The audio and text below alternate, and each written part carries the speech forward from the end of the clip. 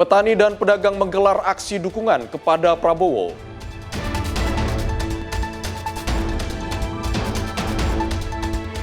Presiden Prabowo kawal harga sawit.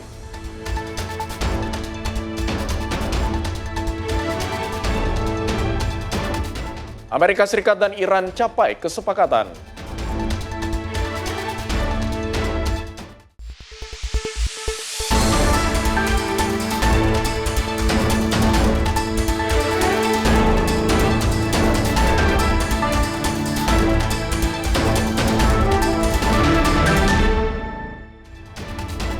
Halo, selamat malam pemirsa. Menutup hari Anda, senang sekali ruang redaksi kembali hadir di layar kaca Anda. Kali ini bersama saya, Abdi Azwar Sahi. Berbagai rangkuman informasi yang terjadi sepanjang hari ini, baik dari tanah air dan juga mancanegara, akan kami sajikan untuk Anda. Dan berikut kita awali ruang redaksi selengkapnya. Pemirsa, kita awali informasi dari kelompok Tani Merdeka dan Asosiasi Pedagang Pasar Seluruh Indonesia atau APPSI menggelar aksi unjuk rasa di kawasan Patung Kuda, Jakarta Pusat. Aksi unjuk rasa yang digelar untuk menyuarakan dukungan terhadap berbagai program strategis Presiden Prabowo Subianto. Salah satunya makan bergizi gratis.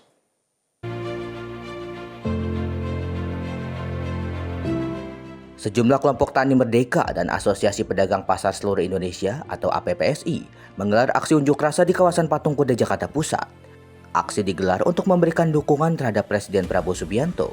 Pasalnya, sejumlah petani tersebut mengaku merasakan manfaat dari program andalan Presiden Prabowo Subianto, yakni makan bergizi gratis. Hal ini terlihat dari hasil panen bahan-bahan baku pangan seperti beras, daging, sayuran, serta telur dapat terserap dengan adanya program makan bergizi gratis. Oleh karena itu, kelompok Tani Merdeka dan APPSI mengapresiasi langkah pemerintah yang menghidupkan ekonomi petani, nelayan hingga peternak. Bentuk dukungan kami kepada Presiden Pak Prabowo Subianto. Ini bukan aksi pertama kita dalam pemerintahan Pak Prabowo Subianto ini, hampir 2 tahun pemerintahannya, kita sudah turun menyuarakan terima kasih kepada Pak Prabowo Subianto. Karena yang kita tahu adalah kawan-kawan yang ada di lapangan hari ini, petani, pedagang ini sangat terbantu, sangat secara ekonomi meningkat, secara pendapatan juga meningkat. Dengan penetapan harga gabah, penetapan harga jagung, dan penyerapan hasil panennya ke MBG. Dan pedagang juga hari ini merasakan adalah stabilitas harga barang yang ada di pasar begitu. Ini kan swasembada pangan kan banyak pemerintahan Pak Prabowo Subianto. Ini persoalan petani adalah setelah menyediakan bibit, menyediakan alsintan diberikan kepada petani, habis itu menyerap kembali hasil panen. Dari Jakarta, tim redaksi Sinpo TV melaporkan. Pemirsa, Menteri Investasi dan Hilirisasi Kepala BKPM Rosan Roslani mengatakan Presiden Prabowo menegaskan peran strategis Himbara sebagai motor ekonomi nasional. Himbara memiliki kapitalisasi gabungan sekitar 1.100 triliun rupiah dan diharapkan memberi manfaat bagi masyarakat, termasuk UMKM. Presiden Prabowo Subianto menggelar pertemuan dengan jajaran komisaris dan direksi Himpunan Bank Negara di Istana Merdeka, Jakarta. Dalam pertemuan tersebut, ia menegaskan peran strategis Himbara sebagai penggerak utama ekonomi nasional. Menteri Investasi dan Hilirisasi Kepala BKPM sekaligus CEO Danantara, Rosan Roslani, menyampaikan bahwa kapitalisasi gabungan Himbara mencapai sekitar 1.100 triliun rupiah atau setara 10% nilai pasar modal Indonesia. Rosan menyebut angka tersebut mencerminkan kekuatan besar sektor perbankan milik negara dalam menopang perekonomian nasional. Itu Bank Himbara itu kurang lebih nilainya, tadi ditanya satu persatu, contohnya seperti Bank Mandiri, nilainya kurang lebih 450 triliun. Ini berdasarkan market kapitulasi ya di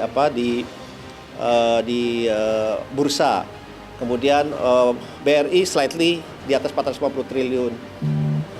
Kemudian BNI mungkin di level sekitar hampir 200 triliun. Kemudian juga BSI dan juga BTN. Jadi kalau dijumlahkan itu nilainya kurang lebih itu 1.100 triliun. Yang dimana itu mencerminkan 10% dari nilai seluruh capital market atau seluruh nilai perusahaan Indonesia. Jadi perbankan juga semata-mata tidak hanya mengejar dari segi laba, tetapi juga harus dirasakan kehadirannya ke masyarakat, ke rakyat dalam bentuk pemberian persamaan kesempatan dari segala lapisan dari UMKM, komersial, maupun korporasi. Pada kesempatan yang sama, Rosan juga mengatakan Presiden Prabowo menekankan agar Himbara tidak hanya berorientasi pada laba, tetapi juga memberi manfaat luas bagi masyarakat termasuk UMKM. Nah, itu juga yang paling penting bahwa semuanya harus dijalankan dengan asas kehati-hatian secara profesional dan kehadiran Himbara ini benar-benar harus dirasakan manfaatnya oleh seluruh rakyat Indonesia dengan diberikan kesempatan yang sama. Yang paling penting juga bahwa perekonomian kita ke depannya harus menjadi perekonomian yang berdikari atau berdiri di atas kaki sendiri dengan support dan bantuan dari pihak perbankan, terutama perbankan Himbara. Selain itu, Himbara diharapkan tetap menjalankan prinsip kehati-hatian dan profesionalitas dalam mendukung program pemerintah serta memperkuat kemandirian ekonomi nasional. Tim redaksi Sinpo TV melaporkan. Pemirsa, Menko Infrastruktur dan Pembangunan Kewilayahan Agus Harimurti Yudhoyono meninjau langsung salah satu proyek rehabilitasi dan renovasi program hasil terbaik cepat di Madrasah Sanawiyah Negeri 1 Kota Bogor, Jawa Barat. Sejauh ini proses pekerjaan sudah mencapai 95% dan memakan biaya sebesar 5,5 miliar rupiah.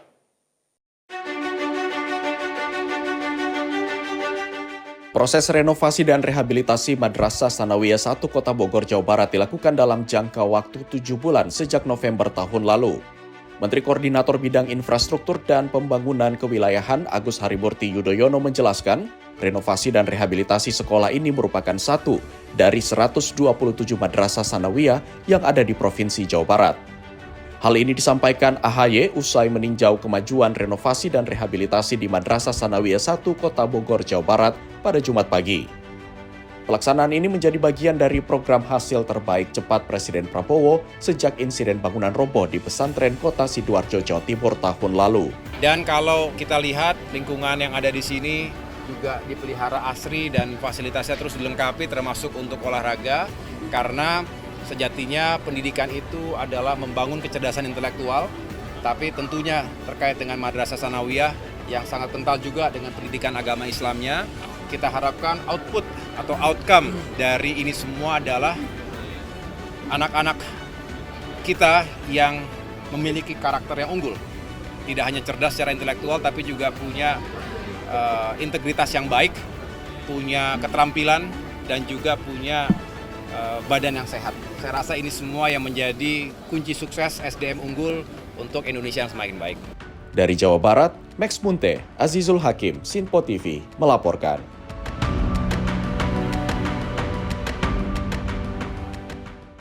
Badan Gizi Nasional atau BGN mengidentifikasi sebanyak 76 sekolah di Pulau Jawa tak lagi menerima manfaat dari program makan bergizi gratis atau MBG. Langkah tersebut diambil karena sekolah-sekolah tersebut dinilai mampu memenuhi kebutuhan gizi peserta didiknya secara mandiri. Upaya efisiensi anggaran program makan bergizi gratis atau MBG terus dilakukan oleh Badan Gizi Nasional.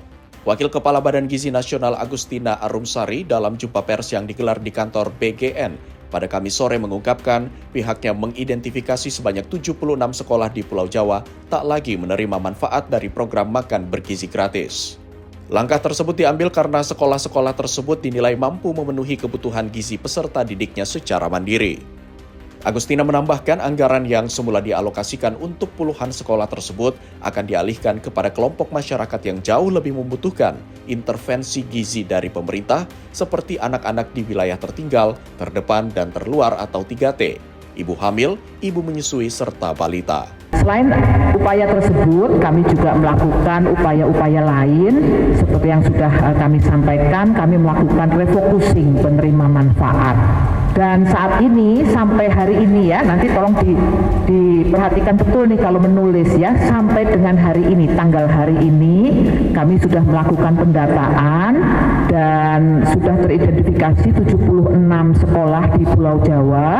Sementara ini ya Ibu dan Bapak ya, nanti nulisnya loh kok cuma segitu gitu, nanti ini lagi, sampai per hari ini 76 sekolah di Pulau Jawa dengan jumlah penerima manfaat 39 29.352 siswa itu juga akan kami efisienkan dengan memfokuskan nantinya anggaran yang tadinya untuk di situ kita akan memfokuskan untuk program MBG kepada anak-anak yang memerlukan intervensi pemenuhan gizi.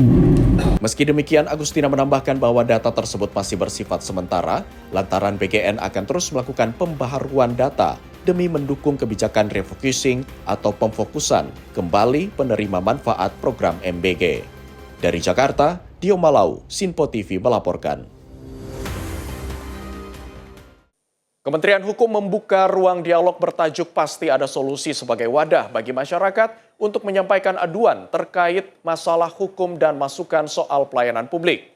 Forum ini diharapkan mampu mempercepat penyelesaian berbagai permasalahan hukum yang dihadapi masyarakat. Menteri Hukum Supratman Andi Aktas menyampaikan pembukaan ruang diskusi tersebut merupakan bagian dari arahan Presiden agar seluruh jajaran pemerintah dapat memberikan pelayanan publik secara maksimal. Melalui forum ini, Kementerian Hukum dapat mengukur sejauh mana pelayanan publik yang diberikan sudah berjalan dengan baik, serta mengidentifikasi permasalahan yang masih memerlukan penanganan lebih cepat. Menurut Supratman, hasil evaluasi forum tersebut telah menunjukkan sebagian besar pelayanan di Kementerian Hukum sudah berjalan dengan baik, meski masih terdapat sejumlah kasus yang perlu percepatan penyelesaian agar keluhan masyarakat dapat ditangani secara optimal. Kan kita mau dapat, kalau Presiden kan bilang harus layani publik dengan benar. Nah, dengan kita buka seperti ini, itu artinya kita tahu bagaimana proses pelayanan di Kementerian Hukum terkait dengan layanan publik itu berjalan atau tidak. Dan sekarang, hari ini kita bisa lihat semuanya, hampir sebagian besar sudah sangat baik. Tapi masih ada 1-2 kasus yang memang perlu penanganan lebih cepat. Dan itulah tujuannya, pasti ada solusinya ini supaya semua yang terkait keluhan warga terkait dengan layanan publik itu bisa dimaksimalkan penyelesaiannya. Supratman Andi Aktas menegaskan kehadiran platform aduan Pasti Ada Solusi diharapkan mampu mempercepat penyelesaian berbagai permasalahan, termasuk sengketa merek dan hak paten. Kepastian hukum terkait prinsip first to file juga diharapkan dapat diberikan secara lebih cepat kepada para pemohon. Pertama itu mempersingkat, yang kedua akan memberi kepastian menyangkut soal first to file tadi, itu akan lebih cepat. Jadi sekali lagi sengketa-sengketa yang disampaikan tadi kayak seperti kehilangan saham dan lain-lain sebagainya untuk saat ini termasuk pemalsuan akta rasa-rasanya agak sulit ya. Kalau saya bilang tidak mungkin lagi itu terjadi. Ya kan, dan sekian banyak notaris kita berhentikan.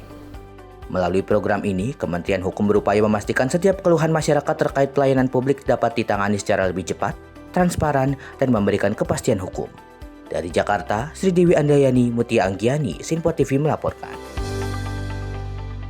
Pemirsa, sebanyak 10 rumah kos di kawasan permukiman padat kota Makassar, Sulawesi Selatan ludes dilalap api.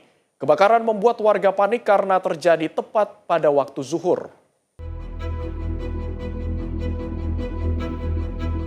Kebakaran hebat melanda kawasan permukiman padat penduduk di Jalan Sultan Alauddin 3, Kelurahan Mangasa, Kecamatan Rapocini, Kota Makassar. Api dengan cepat membesar dan menjalar ke deretan rumah kos yang saling berdempetan.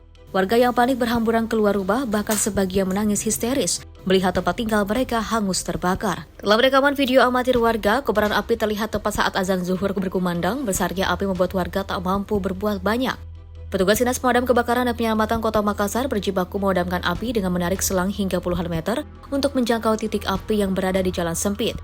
Api bisa dipadamkan 1 jam berselang, sedikitnya 10 rumah kos beserta isinya hangus terbakar. Penyebab kebakaran akibat korsleting listrik. Jadi yang terbakar itu rumah penduduk. Ada berapa unit Pak yang habis terbakar? Jadi yang terbakar itu ada 10 unit. Pak, laporan awal dia bagaimana apinya Pak?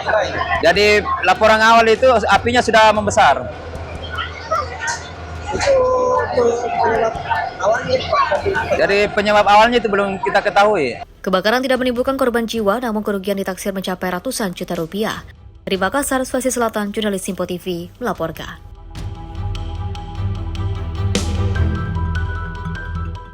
Sementara itu pemirsa, sebanyak 4 unit bangunan rumah warga hangus terbakar pada hari Kamis 18 Juni 2026. Tidak ada korban jiwa dalam peristiwa tersebut, namun kerugian diperkirakan mencapai puluhan juta rupiah.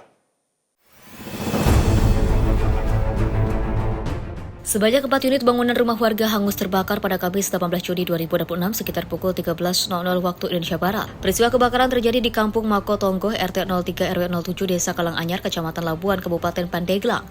Tidak ada korban jiwa pada peristiwa kebakaran, namun menyebabkan pemilik rumah mengalami kerugian puluhan juta rupiah. Sekretaris Desa Kalanganyar Umaidi mengatakan awal mula terjadinya kebakaran menimpa rumah milik Abah Masrif. Saat itu api diketahui pemilik rumah sudah mengepul di atas atap. Sontak melihat kobaran api, pemilik rumah meminta bantuan warga untuk memadamkan api. Dia menerangkan warga setempat sudah berupaya memadamkan api dengan alat seadanya. Akibat api sudah membesar, berambat ke rumah tetangganya yang ikut terbakar. Api yang membakar rumah warga berhasil dipadamkan berkat bantuan 1 unit mobil pemadam kebakaran, Badan Penanggulangan Bencana Daerah Pemadam Kebakaran Pandeglang. Kepala Bidang Pemadam Kebakaran BPBDPK Pandeglang, Hidayat mengatakan berdasarkan laporan petugas kebakaran di Kampung Makui Tonggo, diduga dipicu dari korsleting listrik dari salah satu rumah warga. Tim redaksi Simpo TV melaporkan. Pelaku eksibisionis terhadap 2 anak perempuan di bawah umur di Kota Makassar, Sulawesi Selatan ditangkap oleh petugas kepolisian setelah aksinya viral di media sosial. Petugas juga mengamankan pakaian pelaku saat beraksi, sepeda motor, dan rekaman CCTV sebagai barang bukti. Inilah rekaman video CCTV yang viral di media sosial saat pelaku eksibisionis berinisial IY, 27 tahun sedang mencari mangsa. Aksi ini dilakukan di Jalan Tamalate 3, Setapak 24, Kecamatan Tamalate, Kota Makassar, Sulawesi Selatan pada siang hari. Pelaku yang bukan warga setempat datang ke lokasi menggunakan sepeda motor. Ia tiba-tiba berhenti setelah melihat 2 anak perempuan di bawah umur yang menjadi targetnya. Pelaku kemudian turun dari sepeda motor lalu memanggil kedua korban sambil memegang dan juga memperlihatkan alat kelaminnya. Tidak hanya itu, pelaku yang diketahui masih lajang dan bekerja sebagai tukang cuci mobil ini melakukan aksi onani di hadapan korban yang ketakutan. Pelaku berdalih nekat melakukan aksinya untuk memenuhi hasrat seksual yang tidak terbendung setiap kali melihat anak perempuan di bawah umur. Tim dari Subdit PPA Direktorat Reserse Kriminal Umum Polda Sulawesi Selatan yang melakukan penyelidikan bergerak cepat. Kurang dari 24 jam, polisi langsung meringkus pelaku di Jalan Tidung, Kota Makassar. Jadi kami amankan pelaku terkait dengan tindak pidana pornografi, memperlihatkan alat kelamin kepada anak kecil, anak di bawah umur. Jadi berawal dari viralnya rekaman CCTV terkait dengan perbuatan si pelaku memperlihatkan alat kelaminnya, sehingga kami bersama tim melakukan penyelidikan sehingga kami bisa amankan si pelaku ini di kediamannya. Modusnya seperti apa ini? Jadi kalau modus dia ini mengeluarkan alat kelaminnya untuk diperlihatkan, itu modusnya secara spontan untuk memenuhi hasrat seksualnya. Tapi dia sempat onani tapi tidak keluar dia punya sperma. Itu sasarannya memang ada di bawah umur atau seperti apa? Untuk saat ini korban yang kami dapat faktakan bahwa yang anak-anak umum. Iya, anak. Untuk tindak lanjutnya seperti apa? Selanjutnya kami akan melakukan penyidikan guna mempertanggungjawabkan dia punya perbuatan. Kalau pengakuan sendiri Bang, apakah baru pertama kali atau sudah sering melakukan? Kalau dari keterangannya si terduga terlapor ini baru pertama kali. Untuk pelaku kami terapkan pasal pornografi 407 ayat 1 dengan ancaman pidana paling lama 10 tahun. Selain menangkap pelaku, polisi juga mengamankan barang bukti berupa pakaian yang digunakan saat beraksi, 1 unit sepeda motor matic, serta rekaman CCTV di lokasi kejadian. Untuk mempertanggungjawabkan perbuatannya, pelaku kini dijerat dengan pasal tentang kesusilaan atau pornografi dengan ancaman hukuman maksimal 10 tahun penjara. Dari Makassar, Sulawesi Selatan, jurnalis Simpo TV melaporkan. Pemirsa, dunia pendidikan di Kabupaten Ogan Komering Ulu atau Oku Selatan, Provinsi Sumatera Selatan digegerkan peristiwa tragis. Seorang guru SD berinisial S meninggal dunia setelah diduga ditikam oleh murid siswi SMP berinisial Y usia 16 tahun yang masih berstatus anak di bawah umur.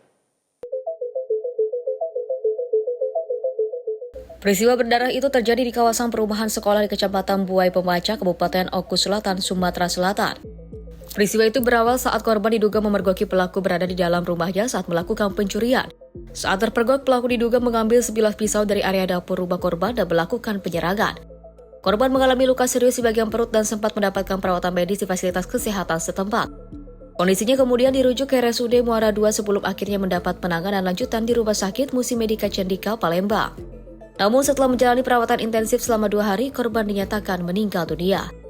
Sekolah pelaku berdekatan dengan perumahan korban. Saat jam istirahat sekolah, pelaku menyelinap ke perumahan korban. Pelaku mengaku sudah beberapa kali melakukan aksi serupa di rumah korban. Oh, rumah kamu deketan? Jauhan. Nah, kok bisa kau masuk ke rumah itu? Kan karena itu sekolahnya deketan sama SD. Aku tuh udah istirahat. SD itu belum. Ibu tuh posisinya di kantor. Oh, itu tuh rumahnya di dekat kantor SD itulah. Perumahan ini. Iya, dalam lingkungan sekolah. Sekolah kau di situlah, sekolah kau. Iya, di apa? Ini kan lapangan SD, lapangan umum, lapangan SMP. Oh, jadi kau ke rumah dia lah pernah ngambil yang ketiga kalinya ini kau maling ya? Ngapa? Untuk apa duitnya? Kau aku guna untuk apa? Untuk aku gunakan untuk beli pena, soalnya pena itu cepat habis pengiriman pena. Ay, kau aja. Tersangka mengaku uang yang ia curi digunakan untuk kebutuhan sehari-hari. Sedangkan pisau yang juga digunakan untuk menikam merupakan pisau yang diambil dari dapur rumah korban.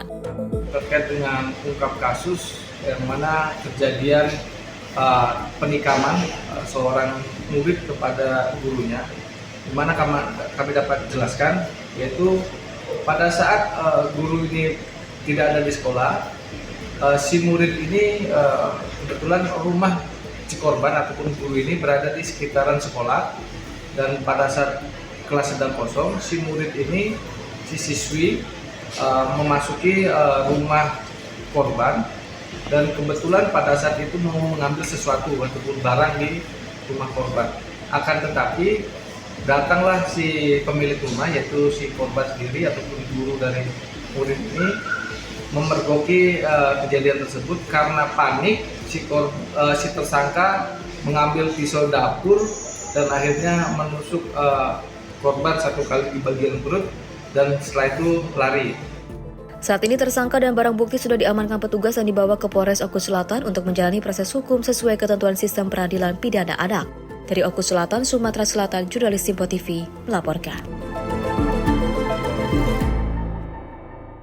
Sementara itu, setelah dilakukan pencarian selama 2 hari, tim SAR gabungan berhasil menemukan seorang anak yang tenggelam di Sungai Pemali, Brebes, Jawa Tengah. Korban ditemukan dalam kondisi meninggal dunia dan selanjutnya diserahkan kepada pihak keluarga.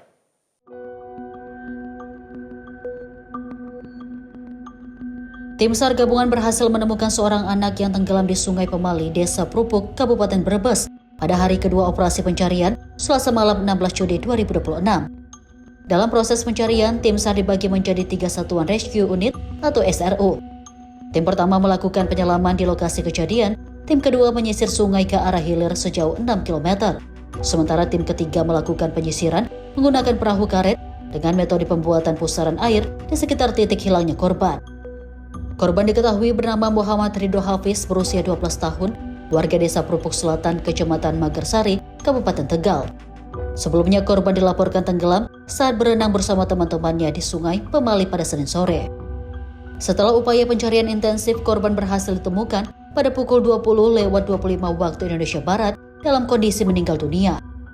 Jenazah korban kemudian dievakuasi dan diserahkan kepada pihak keluarga untuk proses pemakaman. Dengan ditemukannya korban, operasi SAR resmi ditutup dan seluruh unsur yang terlibat dikembalikan ke satuan masing-masing. Tim redaksi Simpo TV melaporkan. Pemirsa, usai jeda kami akan menghadirkan informasi dari Presiden Prabowo kawal harga sawit. Jangan kemana-mana, tetaplah bersama kami dalam Ruang Redaksi.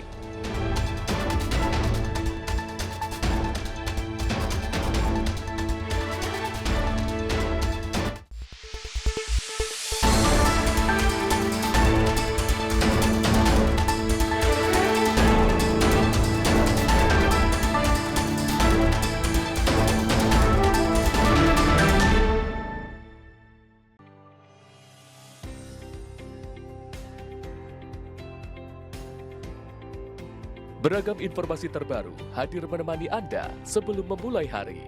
Waktu terbaik dengan rangkaian topik terpilih, dikemas dengan ulasan yang mendalam. Mengangkat isu yang tengah menjadi pembicaraan paling hangat, agar pagi Anda lebih semangat. Jadi pastikan pagi hari Anda lebih bermakna bersama rangkaian berita yang telah kami rangkum untuk Anda. Sembarakan pagi Anda bersama Menyapa Indonesia Pagi. Setiap Senin hingga Jumat pukul 5 pagi. Hanya di Simpo TV.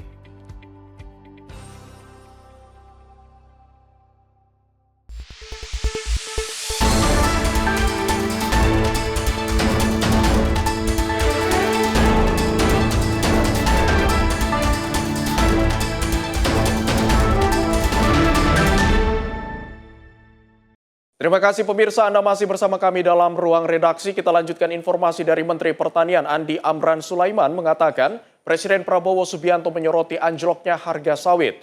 Presiden Prabowo menegaskan petani tidak boleh menjadi korban permainan harga.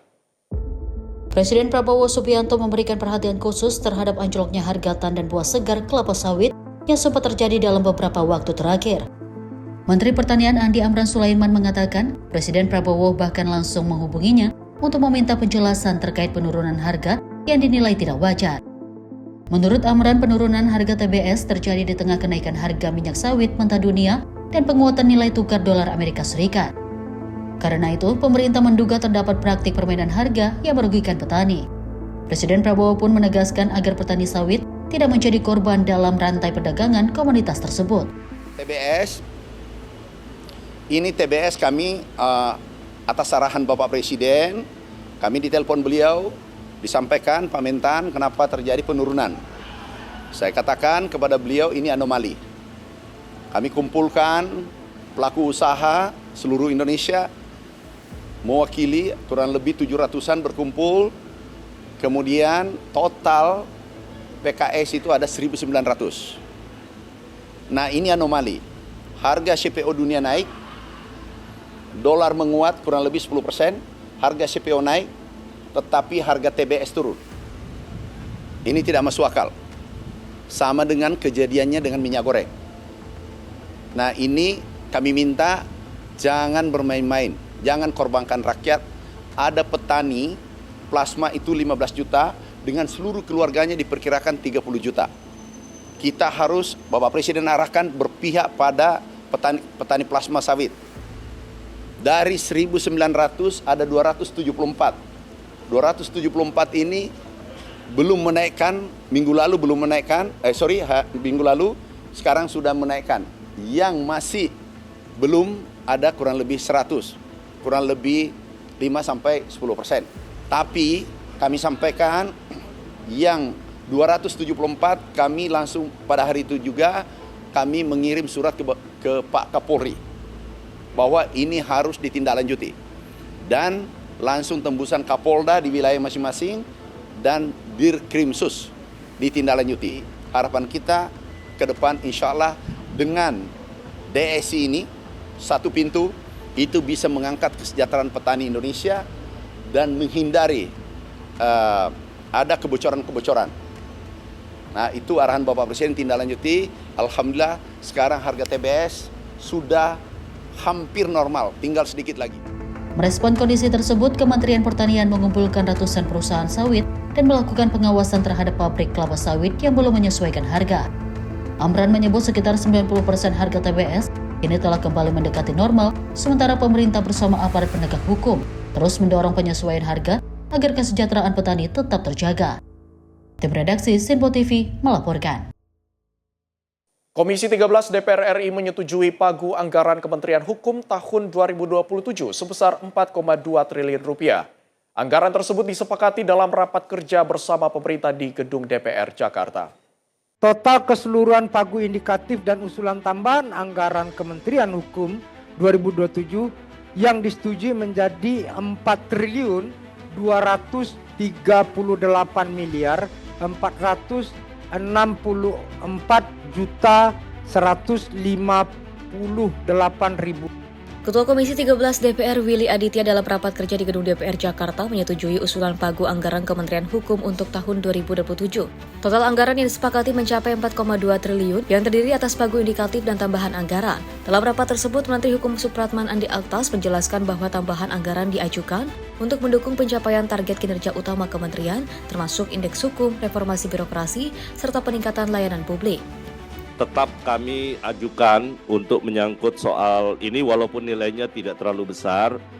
Kita tahu bencana Sumatera kemarin, khususnya kantor wilayah Kementerian Hukum di Provinsi Aceh, itu mengalami kerusakan berat, sehingga ini memerlukan rehab secara menyeluruh agar pelayanan di Kementerian Hukum, khususnya di kantor wilayah di Aceh itu bisa berjalan, terutama dukungan terkait dengan harmonisasi peraturan daerah maupun peraturan kepala daerah. Sementara itu, Willy menyampaikan bahwa total pagu yang disetujui mencapai 4.238 triliun rupiah. Komisi 13 DPR RI telah mendengar penjelasan Menteri Hukum. A. Menyetujui penjelasan Menteri Hukum terkait pagu indikatif anggaran pada rencana kerja dan rencana kerja anggaran RKA dan rencana kerja pemerintah RKP Kementerian Hukum tahun anggaran 2027 berdasarkan surat bersama Menteri Keuangan dan Menteri Perencanaan Pembangunan Kepala Bappenas nomor S228-MK.03-2026 dan B-385-DT9-PP.04.03-05-2026 pada tanggal 7 Mei 2026 ditetapkan pagu indikatif belanja Kementerian Hukum sebesar 3.478.530.000 rupiah dengan perincian sebagai berikut. B. Menyetujui usulan anggaran tambahan Menteri Hukum tahun anggaran 2027 sebesar 837.685.623.000 rupiah. Total keseluruhan pagu indikatif dan usulan tambahan anggaran Kementerian Hukum 2027 yang disetujui menjadi 4.464.158.000 rupiah. Tambahan anggaran tersebut akan dialokasikan untuk berbagai program mulai dari bantuan hukum bagi masyarakat miskin, penguatan regulasi, digitalisasi layanan, hingga rehabilitasi gedung kantor yang rusak. Kemenko menegaskan kebutuhan tersebut penting untuk memastikan optimalisasi layanan hukum di seluruh Indonesia, termasuk perbaikan kantor wilayah yang terdampak kerusakan. Tim redaksi Simpo TV melaporkan. Pemirsa, Wapres Gibran meninjau SD Wolomoni di Desa Niowula, Kabupaten Ende, Nusa Tenggara Timur pada Kamis 18 Juni 2026. Wapres juga menegaskan bahwa pelaksanaan MBG harus diprioritaskan di wilayah tertinggal, terdepan, dan terluar.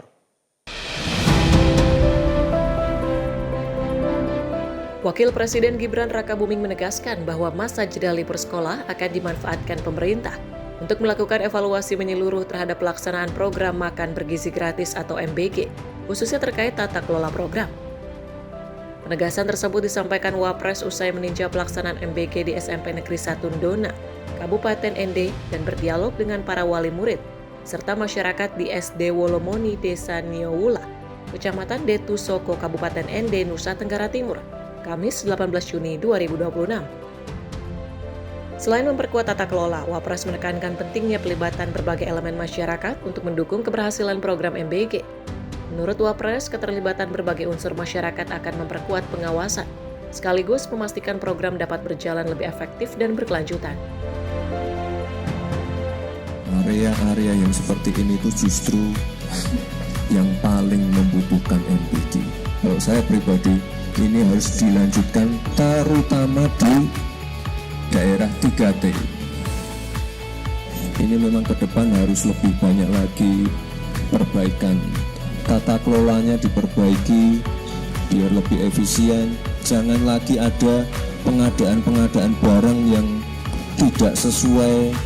Dan yang paling penting, praktek-praktek korupsinya harus dihilangkan. Makanya ini saya ajak teman-teman mahasiswa, perwakilan dari beberapa kampus untuk melihat bagaimana keadaan warga di area 3T. Dalam dialog dengan para wali murid di SD Wolomoni, Wapres juga menegaskan bahwa pelaksanaan MBG harus diprioritaskan di wilayah tertinggal, terdepan, dan terluar atau 3T, yang memiliki keterbatasan akses dan membutuhkan dukungan lebih besar. Ia menambahkan fokus pemerintah pada wilayah 3T sejalan dengan arahan Presiden Prabowo agar pembangunan nasional tidak lagi berpusat pada wilayah tertentu, melainkan menjangkau seluruh daerah secara merata. Dalam kesempatan tersebut, Wapres juga mengajak perwakilan mahasiswa dari sejumlah perguruan tinggi untuk melihat secara langsung kondisi masyarakat di wilayah 3T, sekaligus memantau pelaksanaan program prioritas pemerintah. Tim redaksi Simpo TV melaporkan. Sementara itu, Badan Gizi Nasional mengungkap bahwa pelayanan makan bergizi gratis dihentikan sementara saat momen libur sekolah. Pimpinan Badan Gizi Nasional menjelaskan selama MBG berhenti sementara, pihaknya akan melakukan berbagai evaluasi sekaligus meningkatkan kualitas layanan MBG untuk anak hingga ibu menyusui.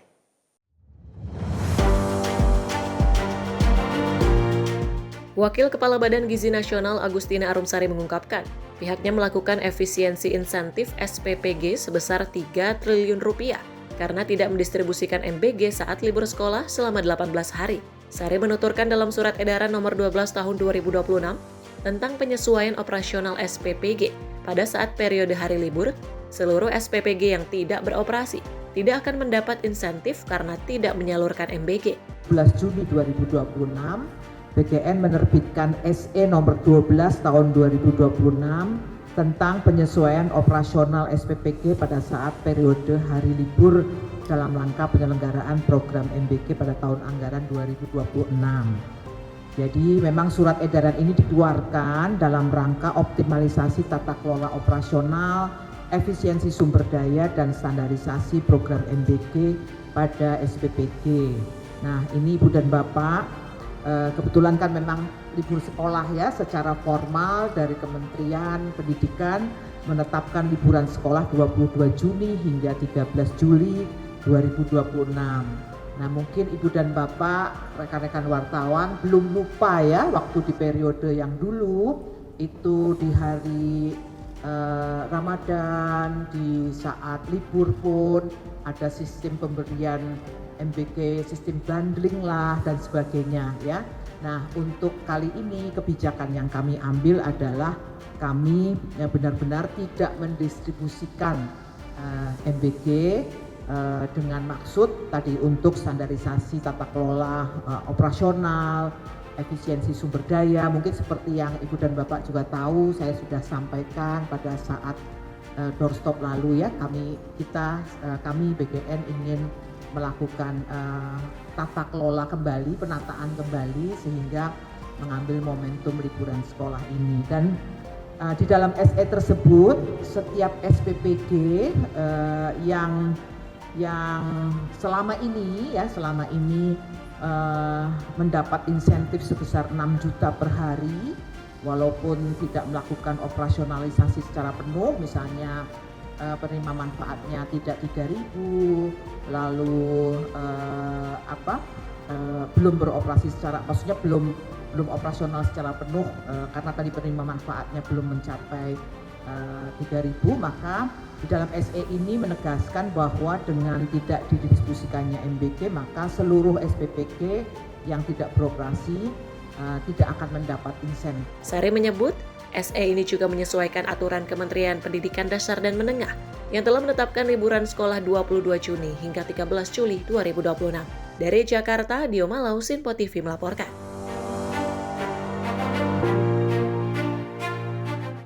Pemirsa, program makan bergizi gratis atau MBG tidak hanya memberikan manfaat bagi penerima manfaat, tetapi juga mendorong pertumbuhan ekonomi masyarakat lokal. Salah satunya dirasakan oleh pelaku UMKM budidaya ikan lele di Desa Kertabuana, Kalimantan Timur. Bapak Munir dan Ibu Sugiyarti menjadi salah satu contoh pelaku usaha yang merasakan dampak positif program makan bergizi gratis atau MBG. Sebagai pemilik UMKM budidaya ikan lele di Desa Kertabuana, mereka kini menjadi bagian dari rantai pasok kebutuhan pangan untuk program MBG. Setiap hari mereka memasok sekitar 300 kg ikan lele segar untuk memenuhi kebutuhan nutrisi di Satuan Pelayanan Pemenuhan Gizi atau SPPG setempat. Meningkatnya kebutuhan pasokan lele turut mendorong aktivitas ekonomi di tingkat desa. Sejumlah warga kini ikut terlibat dalam proses produksi dan distribusi, sehingga menciptakan peluang kerja serta menambah pendapatan masyarakat. Keberadaan program MBG tidak hanya menjadi upaya pemenuhan gizi bagi masyarakat, tetapi juga menjadi penggerak ekonomi kerakyatan melalui pemberdayaan usaha lokal. Setelah saya pindah di ikan lelenya, yang kesulitannya dulunya dari pembeli, gitu. Kita kemana lemparkan gitu. Setelah ada MBG ini baru lancar kita penjualan.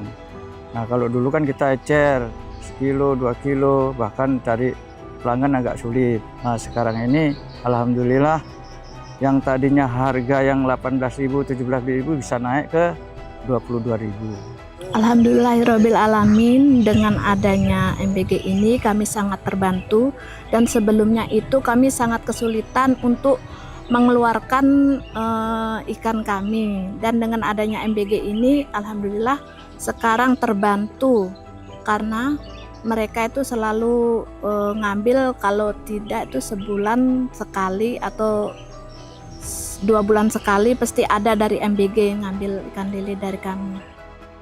Dengan melibatkan pelaku UMKM sebagai pemasok bahan pangan, program ini diharapkan mampu menciptakan manfaat ekonomi yang lebih luas dan berkelanjutan. Bagi warga desa Kertabuana, program MBG menjadi bukti bahwa kebijakan pemenuhan gizi dapat berjalan beriringan dengan peningkatan kesejahteraan masyarakat. Tim redaksi Sinpo TV melaporkan. Program pembangunan dan renovasi 3 juta rumah terus menunjukkan progres. Hingga pekan kedua bulan Juni 2026 ini, realisasi program secara nasional telah mencapai 324.213 unit yang dibangun dan direnovasi melalui jalur pengembang, swadaya, negara, dan gotong royong.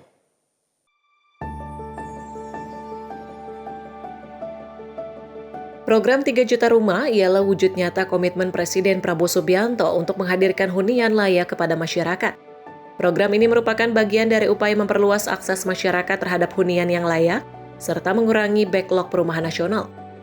Bukan hanya untuk meningkatkan kualitas hidup masyarakat, program 3 juta rumah juga diharapkan mendorong pertumbuhan ekonomi melalui aktivitas konstruksi, industri bahan bangunan, serta penyerapan tenaga kerja. Program pembangunan dan renovasi 3 juta rumah pun dinilai terus menunjukkan progresnya. Hingga pekan kedua Juni 2026, realisasi program telah mencapai 324.213 unit secara nasional yang dibangun dan direnovasi melalui jalur pengembang, swadaya, negara, dan gotong royong.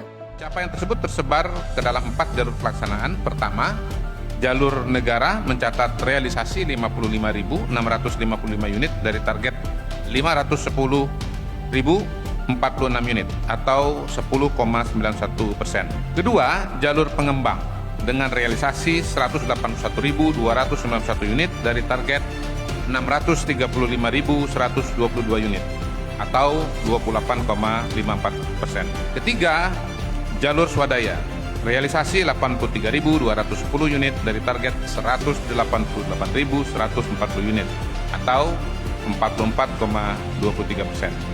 Dan keempat, jalur gotong royong mencatat realisasi 4.057 unit dari target 36.669 unit atau 11,07%. Sementara itu untuk program bedah rumah atau bantuan stimulan perumahan swadaya, hingga awal Juni 2026 progresnya mencapai 13,51%. Kementerian PKP menargetkan seluruh perbaikan fisik perbaikan rumah tidak layak huni dapat selesai pada Oktober 2026 atau paling lambat November 2026. Tim redaksi Sinpo TV melaporkan.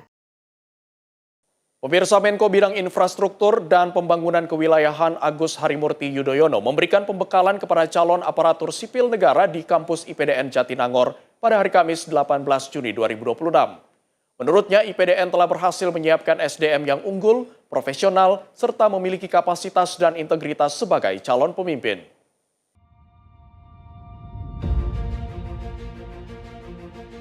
Menko Bidang Infrastruktur dan Pembangunan Kewilayahan RI Agus Harimurti Yudhoyono memberikan pembekalan kepada Praja sebagai calon aparatur sipil negara masa depan di kampus IPDN Jatinangor, Kamis 18 Juni 2026. Didampingi Wakil Menteri Dalam Negeri Bima Arya Sugiarto, Menko AHY sampaikan kuliah umum dengan tema menyiapkan ASN unggul menjawab tantangan pembangunan bangsa.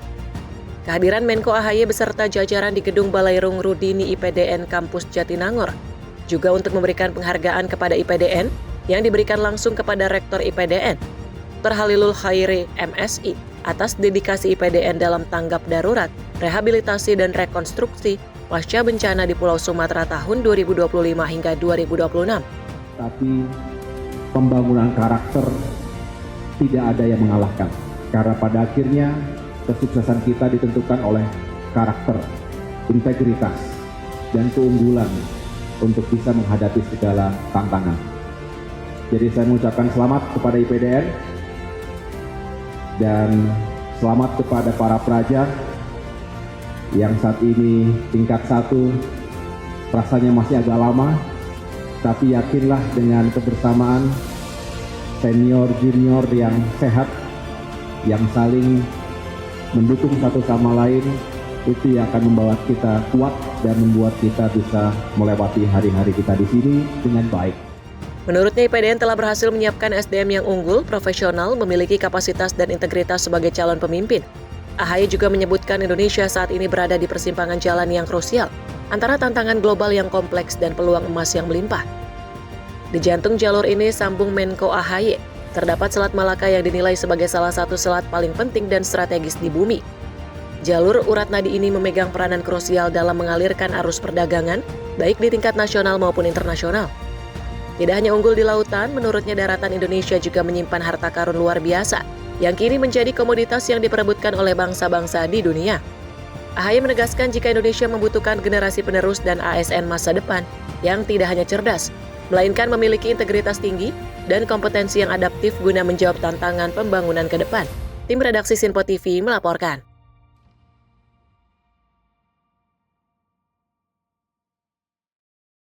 Sementara itu, Kepala Bakom Republik Indonesia memaparkan stimulus tarif transportasi untuk mendukung pertumbuhan ekonomi pada semester 2 2026.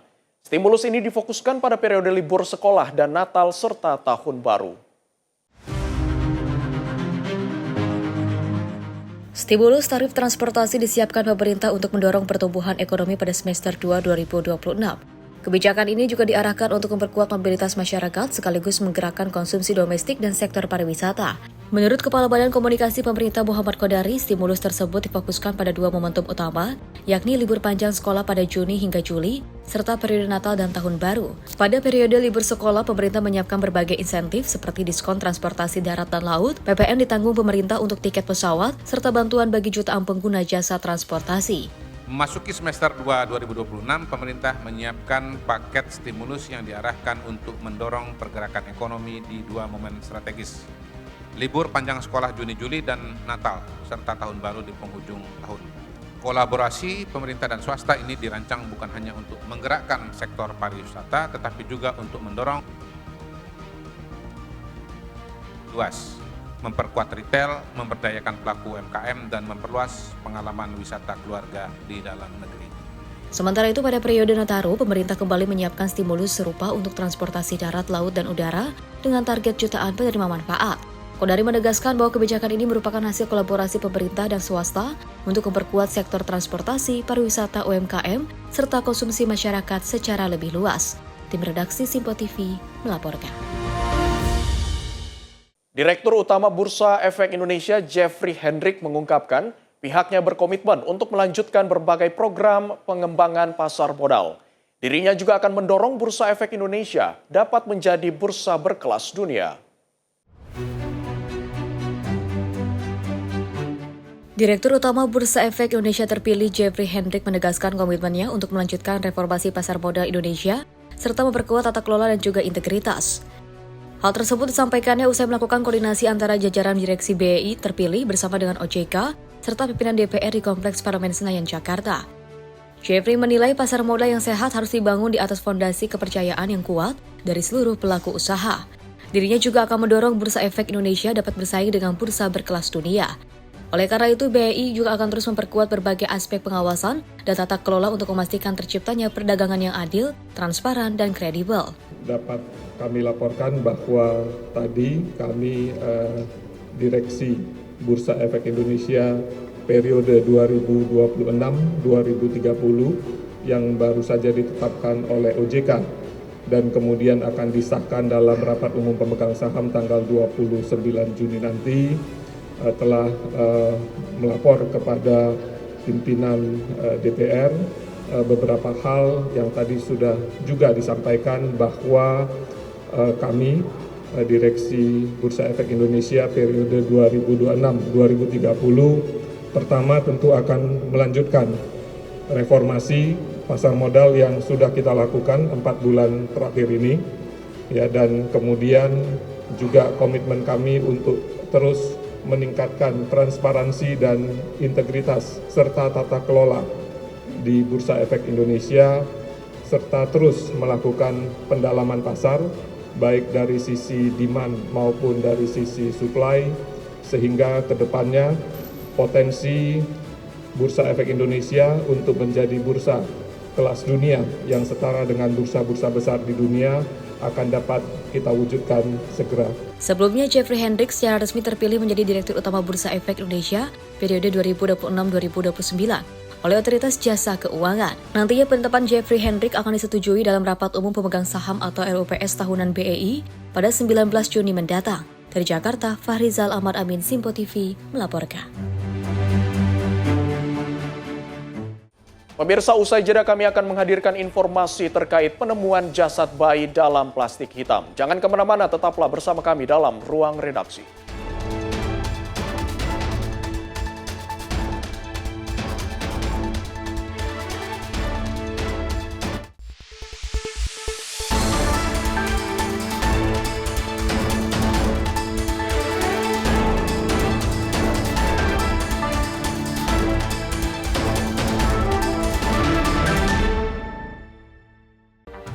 Rangkaian peristiwa penting kami hadirkan untuk menemani sore hari Anda.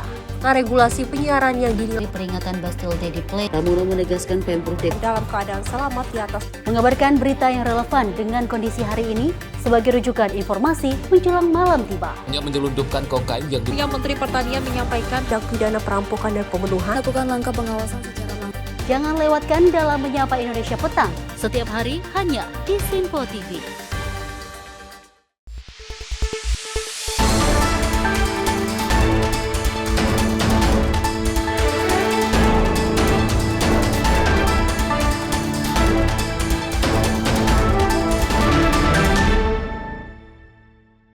Anda kembali bersama kami pemirsa dalam Ruang Redaksi. Kita lanjutkan informasi dari warga digegerkan dengan penemuan jasad seorang bayi di area pemakaman umum Islam Susukan, Kelurahan Susukan, Kecamatan Ciracas, Jakarta Timur pada Kamis siang.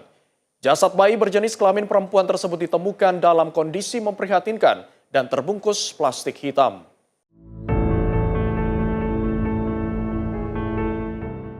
Penemuan jasad bayi ini bermula saat seorang warga mencium bau menyengat dari area pemakaman pada pagi hari. Karena curiga dengan sumber bau tersebut, warga kemudian melakukan pengecekan dan menemukan sebuah bungkus plastik hitam yang tergeletak di lokasi pemakaman. Setelah didekati, warga terkejut karena di dalam bungkus plastik tersebut terdapat jasad seorang bayi. Temuan itu kemudian dilaporkan kepada Ketua RW dan diteruskan ke Kabin Kaptimnas serta pihak kepolisian untuk ditindaklanjuti. Sekitar pukul 9 pagi, petugas dari Polsek Ciracas bersama tim identifikasi datang ke lokasi untuk melakukan olah tempat kejadian perkara dan evakuasi. Berdasarkan hasil pemeriksaan awal, bayi tersebut berjenis kelamin perempuan dan diperkirakan sudah meninggal dunia sejak 2 hingga 3 hari sebelum ditemukan. Kondisi jasad sudah membusuk, mengeluarkan bau menyengat dan dikerumuni lalat saat ditemukan warga. Hingga saat ini polisi masih melakukan penyelidikan untuk mengungkap identitas orang tua maupun pihak yang diduga membuang bayi tersebut. Saya itu ditelepon dari warga kami sekitar pukul 9, setengah 9, ya, bahwa ada mayat bayi di makam Kelurahan Susukan. Ya, lalu dari warga tersebut izin untuk melaporkan ke Bimas kami, Bimas Pol. Ya, silakan untuk telepon, nanti saya mengarah ke lokasi. Ya, setelah saya merapat kurang lebih pukul 9, Pak Bimas sudah dengan warga, dengan dari Polsek sudah di lokasi untuk pengecekan bayi tersebut. Ya, bayi tersebut sudah kurang lebih itu hampir 2-3 hari ya, karena sudah membusuk, sudah berbau, sudah dikerubungin lalat. Pihak RW bersama pengurus lingkungan juga akan melakukan pendataan dan koordinasi dengan para ketua RT untuk mencari informasi yang dapat membantu proses penyelidikan polisi. Warga berharap pelaku yang membuang bayi tersebut dapat segera ditemukan dan diproses sesuai hukum yang berlaku. Dari Jakarta Timur, Nandityo, Simpo TV melaporkan. Sementara itu, 1 dari 4 pelaku utama sindikat spesialis pencuri aki mesin alat berat berhasil diringkus oleh unit Reskrim Polsek Jawilan, Kabupaten Serang, Banten. Komplotan pelaku yang berjumlah 4 orang ini nekat mengancam dan melumpuhkan satpam yang sedang berjaga menggunakan senjata tajam jenis golok.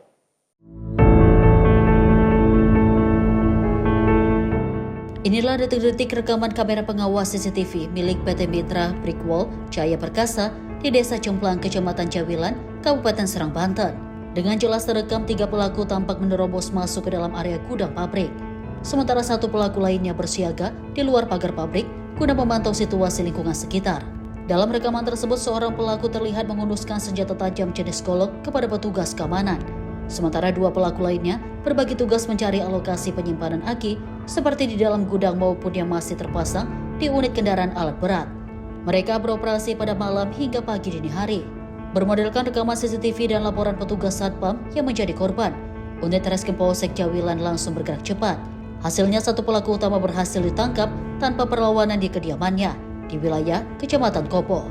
Dari tangan tersangka, polisi berhasil menyita barang bukti 2 buah aki alat berat, 1 unit gawai milik korban, 2 batang pipa besi modifikasi, serta sebilah golok yang digunakan untuk mengancam korban.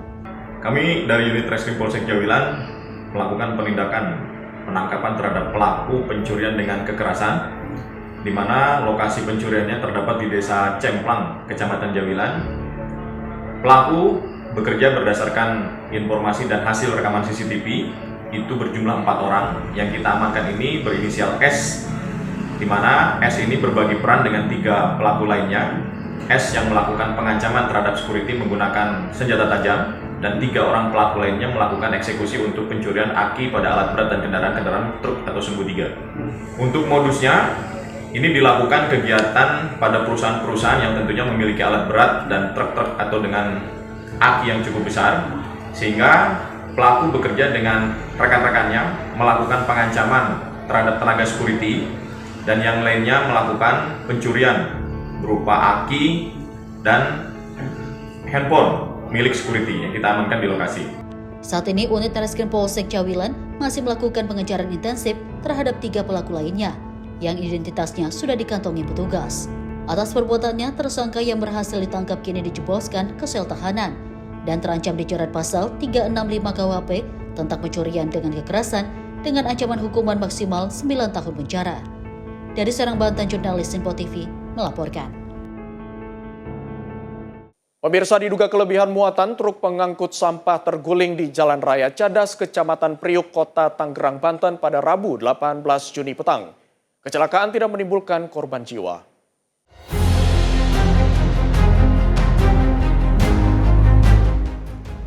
Truk pengangkut sampah milik swasta di Jalan Raya Cadas, Kecamatan Priuk, Kota Tangerang, Banten, terguling pada Rabu petang 17 Juni 2026. Truk dengan nomor polisi A8426WM ini terguling lantaran sopir tak kuasa mengendalikan kendaraannya saat berbelok di persimpangan Jalan Medikung.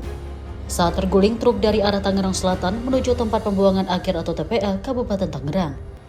Herman, saksi mata, mengatakan kecelakaan truk terguling sudah 3 kali terjadi. Kebanyakan para sopir salah mengambil ancang-ancang saat manuver di lokasi yang sedikit menanjak. Dia jadi pas belok nggak ngambil haluan jauh, sedangkan mobil kan muatannya tinggi tuh. Yang atasnya kan basah tuh. Kalau dia beloknya haluannya jauh, kemungkinan nggak terbalik. Nah begitu pas belok nggak kuat nahan beban atas. Ini kelebihan muatan juga atau gimana, Pak? Kayaknya kelebihan bawaan. Bawaan? Ya. Bawa apa, Pak? Bawa sampah. Sampah. Kejadian udah berapa kali kayak gini? Kejadian ini udah 2 kali. 2 kali ya? Kalau yang sebenarnya sih 3 kali. Kalau yang pertama jatuhnya ke sebelah kiri. Ke got. Berarti ini jalannya terlalu tinggi atau emang sopirnya kurangin beloknya? Ya kemungkinan dia kan bebannya tinggi tuh. Seharusnya ngambil haluannya jauh. Jadi bisa lurus. Nah, kalau dia kan langsung nikung. Nikung ya? Ya. Jadi nggak kuat. Nggak kuat nahan bebannya. Ya. Petugas Salantas Polres Metro Tangerang Kota yang berada di lokasi mengurai kemacetan dan menunggu kendaraan alat berat untuk mengevakuasi. Kecelakaan tidak menimbulkan korban jiwa, sementara sopir truk mengalami syok usai kejadian. Dari Tangerang, Banten, jurnalis Info TV melaporkan. Pemirsa, bagi jemaah haji atau umroh belum lengkap rasanya jika belum berkunjung ke destinasi wisata yang satu ini. Ya, Tanah Badar, sebuah wilayah yang menjadi saksi bisu perang dahsyat antara 313 pasukan Muslim melawan 1000 pasukan Quraisy. Lantas seperti apa? Berikut kita simak napaktilas saksi bisu sejarah Perang Badar.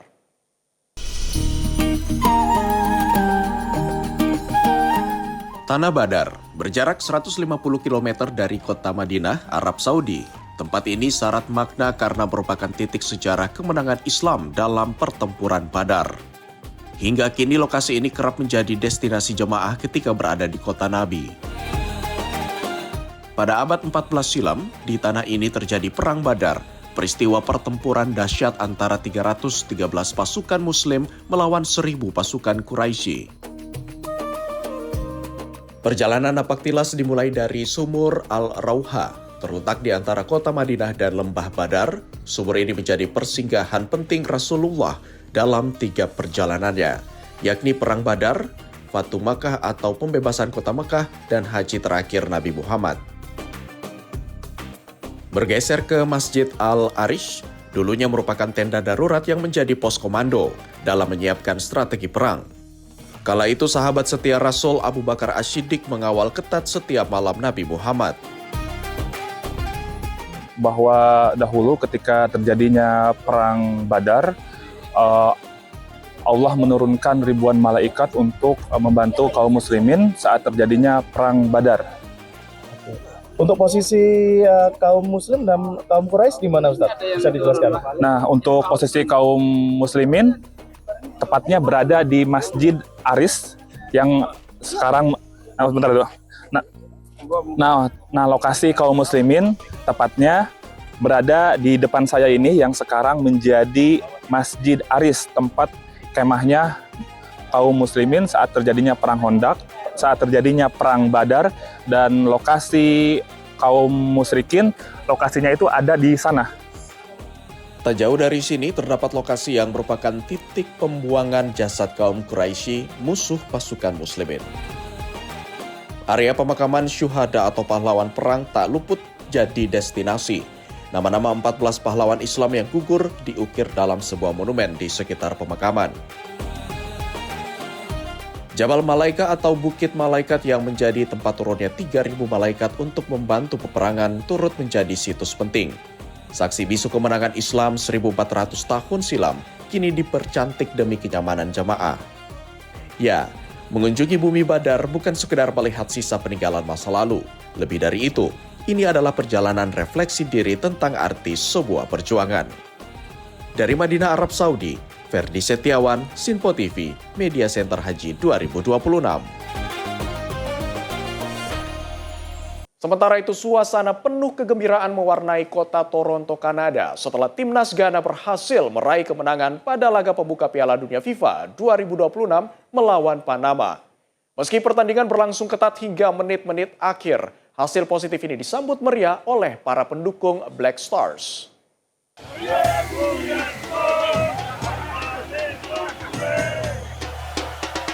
Ratusan supporter Ghana yang memadati area di sekitar stadion melampiaskan kegembiraan mereka usai peluit panjang berbunyi. Dengan mengenakan warna merah, kuning, dan hijau khas Ghana, mereka menyanyikan yel-yel dan merayakan 3 poin penting yang diraih tim kebanggaan mereka. Pertandingan berjalan sengit dan membuat para pendukung tegang hingga akhir laga. Banyak yang menilai Panama memberikan perlawanan lebih kuat dari perkiraan. And I'm so happy that Ghana won. I'm so happy that we got an extra time because the Panama, we thought they were gonna win, but thank God we won.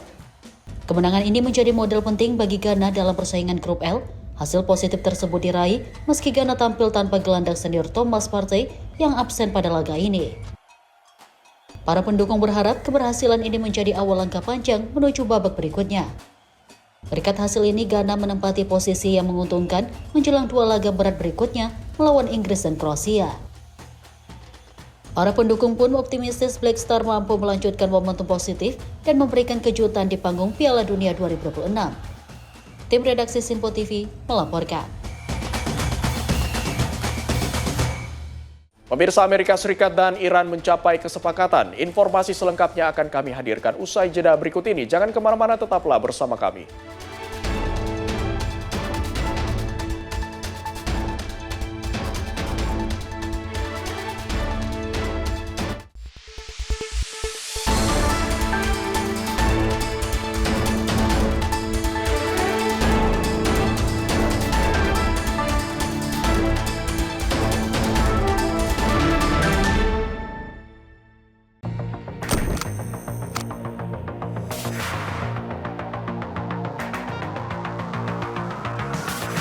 Setiap hari, beragam peristiwa tersaji tak pernah lepas dari sorotan kami. Kami hadirkan isu-isu terpilih yang paling aktual, penting, dan menjadi perhatian publik. Di tengah dinamika kebijakan yang terus bergerak, fakta dan data menjadi kunci dalam melihat realitas secara jernih. Menyajikan informasi mendalam, didukung analisis ahli untuk pemahaman yang lebih utuh. Sorotan utama hanya di Sinpo TV.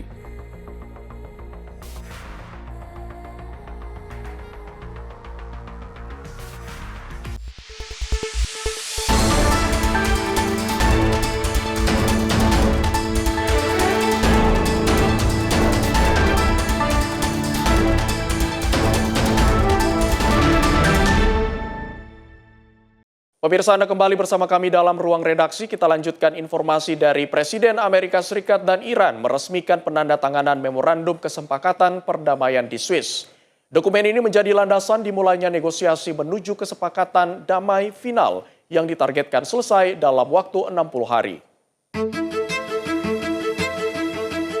Presiden Amerika Serikat Donald Trump mengkonfirmasi bahwa Memorandum of Understanding atau MOU dengan Iran telah resmi ditandatangani di Versailles, Prancis. This was not easy. I can tell you. Di samping Presiden Prancis Emmanuel Macron dan pemimpin G7 lainnya, Trump menyebut penandatanganan dokumen tersebut tidak mudah dicapai. Sementara itu, Presiden Iran Masoud Pezeshkian terlihat menandatangani MOU dengan perwakilan Amerika Serikat di Teheran. Pemerintah Amerika Serikat dan Iran kini memasuki tahap implementasi memorandum yang telah ditandatangani kedua belah pihak. Dokumen tersebut menjadi kerangka awal bagi penyelesaian konflik dan pembukaan jalan menuju perjanjian damai menyeluruh. Sebagai bagian dari tahap selanjutnya, kedua negara Jumat ini dijadwalkan melakukan rangkaian pembahasan di Swiss. Pemerintah Swiss terlihat menyiapkan lokasi dan pengamanan untuk mendukung agenda diplomasi tersebut. Dalam masa 60 hari ke depan, kedua negara akan membahas isu penting, termasuk program nuklir Iran, pelonggaran sanksi dan pembukaan kembali Selat Hormuz, serta langkah-langkah implementasi butir kesepakatan. Tim redaksi Sinpo TV melaporkan. Sementara itu, pemimpin tertinggi Iran, Mojtaba Hosseini Khamenei, menyetujui pengesahan Memorandum of Understanding dengan Amerika Serikat. Meski sebelumnya menyatakan keraguan terhadap kesepakatan tersebut.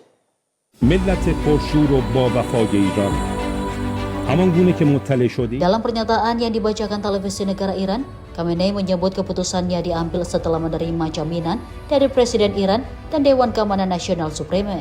Ia menegaskan kesepakatan tersebut harus melindungi hak-hak bangsa Iran dan front perlawanan, serta menyatakan Iran tidak akan menyerah jika Amerika Serikat memberikan tuntutan berlebihan dalam tahap negosiasi berikutnya.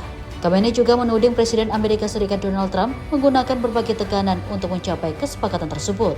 Sebelumnya, memorandum kesepakatan itu ditandatangani oleh Presiden Iran Masoud Pezeshkian dan Presiden Amerika Serikat Donald Trump, dengan Perdana Menteri Pakistan Shehbaz Sharif sebagai mediator. Kesepakatan tersebut mencakup gencatan senjata 60 hari yang dapat diperpanjang, potensi pembukaan kembali Selat Hormuz, serta lanjutan pembahasan program nuklir Iran dan isu sanksi. Tim redaksi Sinpo TV melaporkan. Presiden Amerika Serikat Donald Trump menyatakan pasar saham menembus rekor tertinggi, sementara harga minyak disebut turun signifikan di tengah optimisme ekonomi.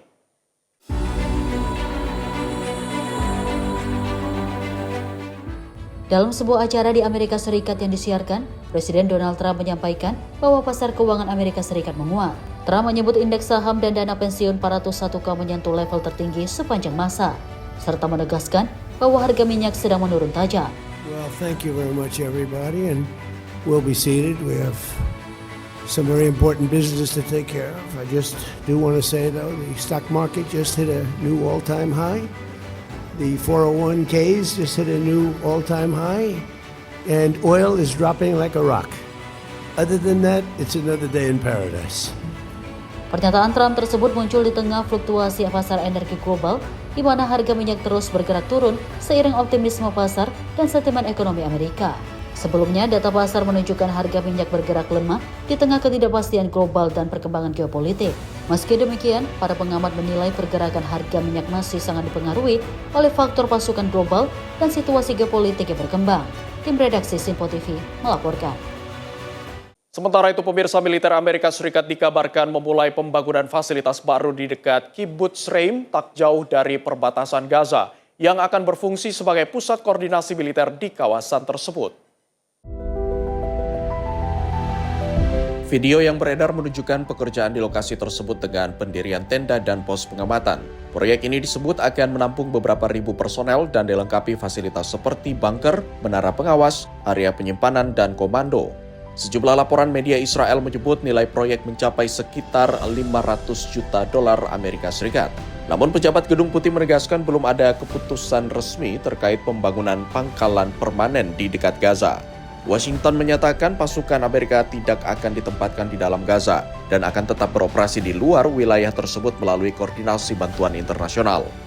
Proyek ini terkait dengan rencana pasca perang Gaza yang didukung Amerika Serikat dan didukung Dewan Keamanan PBB melalui resolusi 2803 yang mengatur pembentukan kekuatan stabilisasi internasional dan mekanisme rekonstruksi.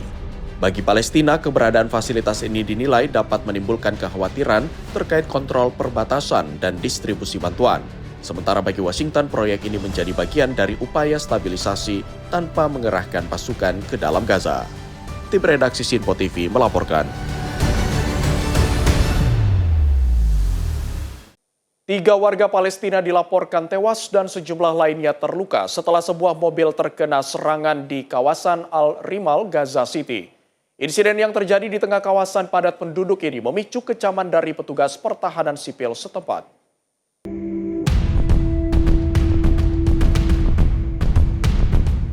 Rekaman video memperlihatkan warga dan petugas pertahanan sipil berkerumun di sekitar mobil yang hancur akibat serangan. Puing-puing kendaraan dan bekas darah terlihat berserakan di lokasi kejadian.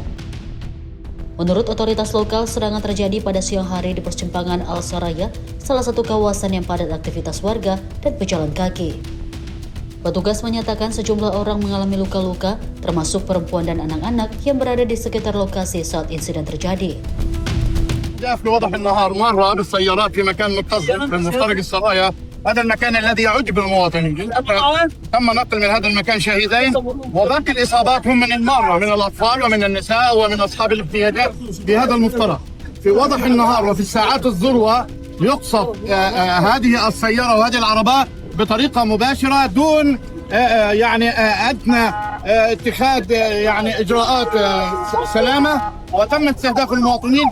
الإصابات الآن في المستشفى والشهيدين حتى هذه اللحظة لا نعلم ما هي تداعيات هذا الحدث، ولكن نقول أن الاستهدافات تكون مباشرة وبشكل مباشر، وهذا يعني أن أرواح المواطنين يعني لا يؤول لهم أي اهتمام، وبالتالي نحن نطالب بضرورة حماية الشعب الفلسطيني وبضرورة يعني تحديد الأمور التي من خلالها يتم أمن وأمان وضع أمن وأمان للمواطنين. Konflik di Gaza yang berlangsung sejak Oktober 2023 terus menimbulkan korban jiwa dan kerusakan luas di wilayah tersebut. Berbagai upaya diplomatik untuk mengakhiri konflik masih terus berlangsung. Tim redaksi Simpo TV melaporkan. Pemirsa, Inggris dan Jerman mengumumkan bantuan militer baru untuk Ukraina dengan fokus utama pada penguatan sistem pertahanan udara di tengah berlanjutnya serangan rudal dan drone Rusia.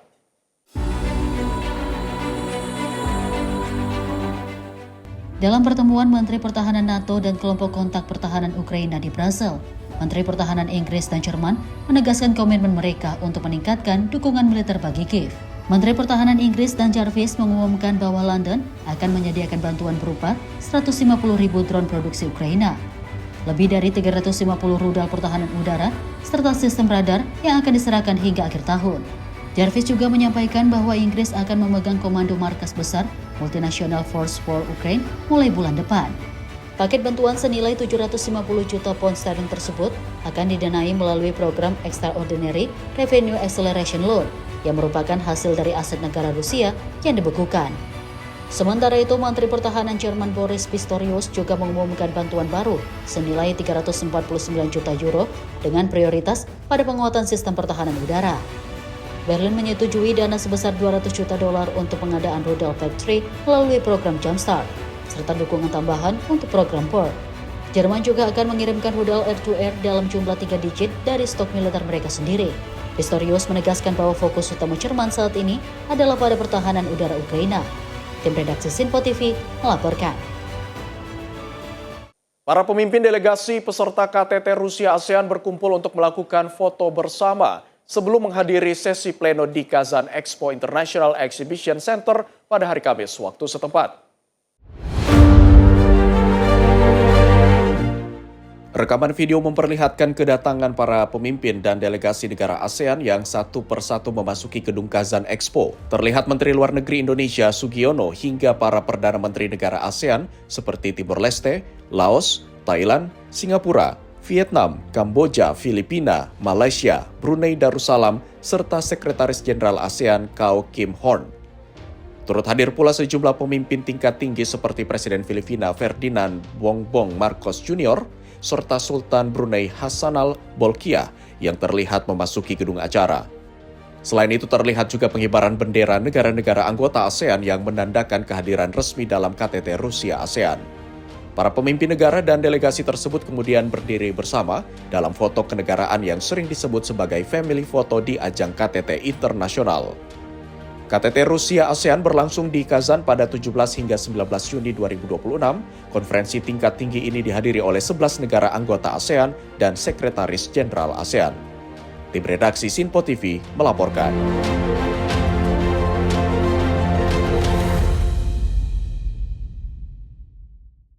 Pemirsa, Rusia meresmikan kapal pengangkut gas alam cair atau LNG terbarunya yang diberi nama Konstantin Posyet. Kapal pemecah es ini diharapkan mampu mendukung pelayaran sepanjang tahun di jalur Laut Utara sekaligus memperkuat pertahanan energi negara.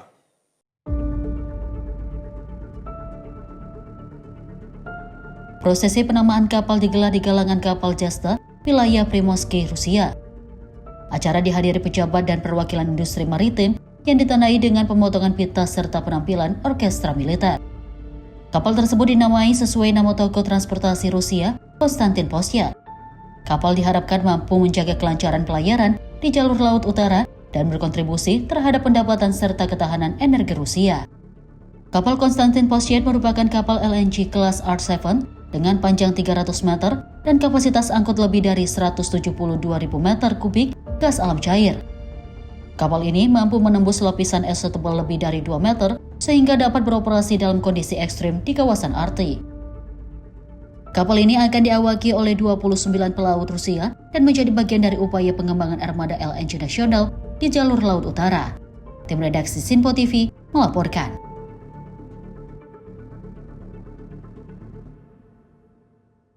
Pemirsa, suasana duka menyelimuti Desa Balu, negara bagian Himachal Pradesh, India. Jenazah pelaut muda Aditya Sharma yang tewas dalam serangan militer Amerika Serikat terhadap tanker MT Setebelo di dekat Selat Hormuz dimakamkan pada Kamis waktu setempat. Pihak keluarga menyalahkan Amerika Serikat atas insiden tersebut.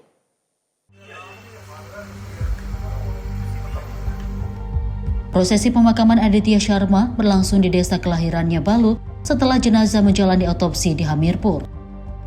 Keluarga hadir memberikan penghormatan terakhir kepada pelaut berusia 23 tahun tersebut. Usai pemakaman, salah satu kerabat korban menyatakan Amerika Serikat bertanggung jawab atas tewasnya Aditya. Menurutnya, serangan terhadap kapal sipil tersebut merupakan tindakan yang tidak dapat dibenarkan. Aditya Sharma merupakan anak tunggal yang baru memulai karir di dunia pelayaran. Setelah menyelesaikan pendidikan maritim di Chennai dan Nautical Engineering di Skotlandia, ia bergabung dengan Merchant Navy pada November 2025. Penugasan di atas MT Setebelo menjadi tugas pertamanya. Aditya menjadi salah satu dari 3 pelaut India yang tewas dalam serangan pada 9 Juni lalu. Komando Pusat Militer Amerika Serikat atau CENTCOM menyatakan kapal tersebut diserang karena diduga mengangkut minyak Iran dan tidak mematuhi peringatan pasukan Amerika Serikat. Namun operator kapal EOS Marine membantah tuduhan tersebut dan menegaskan kapal tidak membawa minyak Iran maupun berlayar menuju Iran. Tim redaksi Sinpo TV melaporkan.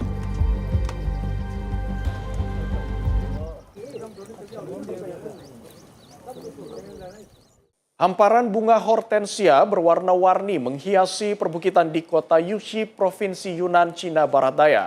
Lebih dari 400 hektar lahan berubah menjadi lautan bunga yang menarik perhatian wisatawan dan pecinta fotografi dari berbagai daerah. Perbukitan hijau di Yuksi kini disulap menjadi panorama menawan dengan kehadiran jutaan bunga hortensia yang mekar serempak. Warna merah muda, ungu, biru, dan putih membentuk permadani di alam yang memanjakan mata para pengunjung. Jalan-jalan setopak yang membelah hamparan bunga menjadi spot favorit bagi wisatawan untuk berjalan santai, sekaligus mengabadikan momen di tengah keindahan alam.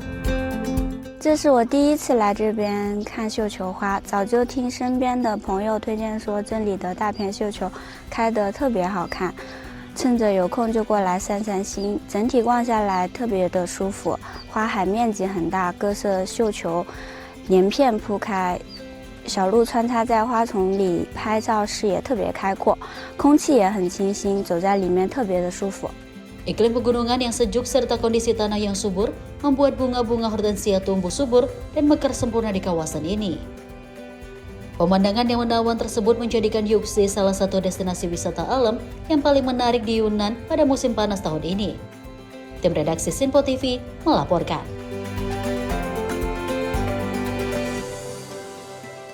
Pemirsa, informasi tadi sekaligus mengakhiri jumpa kita dalam ruang redaksi edisi hari ini. Akhir kata saya Abdi Azwar Sahih mewakili seluruh kerabat kerja yang bertugas pamit undur diri. Selamat malam, sampai jumpa.